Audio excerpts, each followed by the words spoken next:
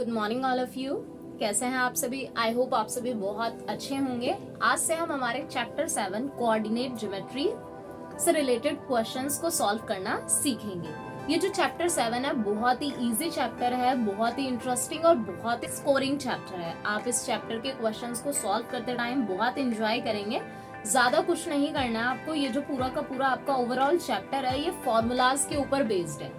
आपको formulas learn होने चाहिए और plus minus multiply and divide आपका स्ट्रॉन्ग होना चाहिए। सारे क्वेश्चंस आप इजीली कर लेंगे। तो चलिए बिना देरी किए हुए स्टार्ट करते हैं हमारा फर्स्ट क्वेश्चन।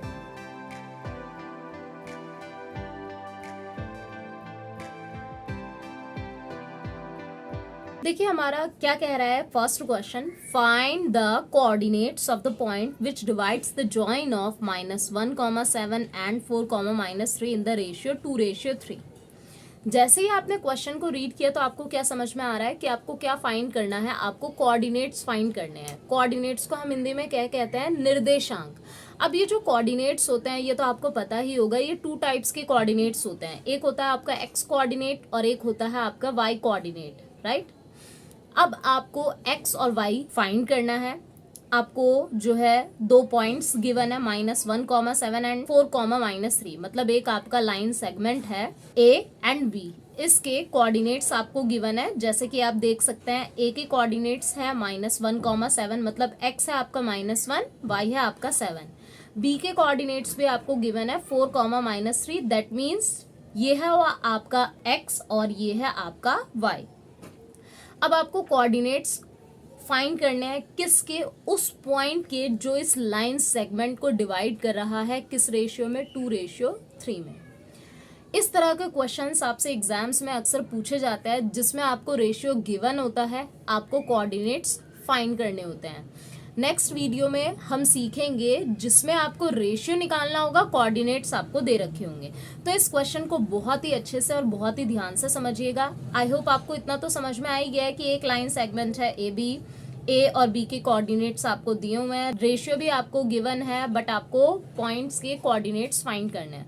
तो अगर कभी भी ऐसा होता है तो जिस पॉइंट के कोऑर्डिनेट्स आपको फाइंड करने होंगे उसे आपने मान लिया कि वो जो है वो आपका सी है, राइट। अब उसके कोऑर्डिनेट मतलब एक्स और वाई आपको फाइंड करना है, उसे आपने लिख दिया और रेशियो जो होगा वो आपने लिख देना है 2:3। ओके।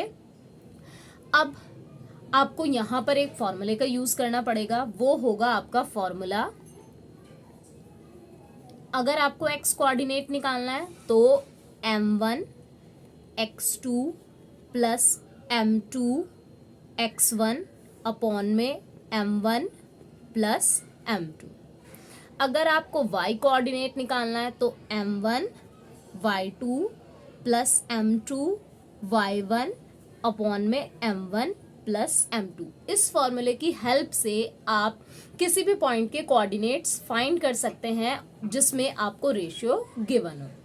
अब देखिए यहाँ पर m1 क्या है, m2 क्या है, x1 क्या है, x2 क्या है। ये जो रेशियो होगा ये कहलाएगा आपका m1 m2। ये तो ऑलरेडी एक्स वाई है ही, जिसके कोऑर्डिनेट्स आपको फाइंड करना है उसे मान लेना है एक्स एंड वाई। अब ये जो है ये हो गया आपका x1 y1 x2 y2। Now x की जगह हमने x ही लिखा, m1 की जगह देखिए 2, दोनों चिपके हुए हैं, मल्टीप्लाई का साइन। x2 कितना है आपका 4 प्लस m2 कितना है 3, x1 आपका कितना है -1। दो साइन कभी भी एक साथ नहीं आएंगे, आप यूज करेंगे bracket. m1 plus m2 that means 2 plus 3। तो पहले हम x की वैल्यू फाइंड कर लेते हैं। 2 4 ज़ा 8 प्लस माइनस -3 1 ज़ा 3, राइट। 2 एंड 3 को आपने ऐड किया 5, 8 में से 3 गया 5, सो 5 1 ज़ा 5। x की वैल्यू आपके पास कितनी आ गई 1। नाउ y की वैल्यू हम फाइंड करते हैं। m1 कितना है आपका 2, y2 कितना है -3, m2 कितना है 3 एंड y1 कितना है 7। m1 है आपका 2 प्लस 3। ओके। नाउ एक प्लस में एक माइनस में है तो ये हो जाएगा -6 प्लस 7 3 ज़ा 21, 3 एंड 2 5। 21 में से 6 आप सब्ट्रैक्ट करें, 15 डिवाइडेड बाय 5, सो y की वैल्यू आपके पास कितनी आ गई 3, x आया 1, y आया 3। तो c के कोऑर्डिनेट्स हो जाते हैं आपके, आप लिख सकते हैं देयरफॉर कोऑर्डिनेट्स ऑफ c 1, 3।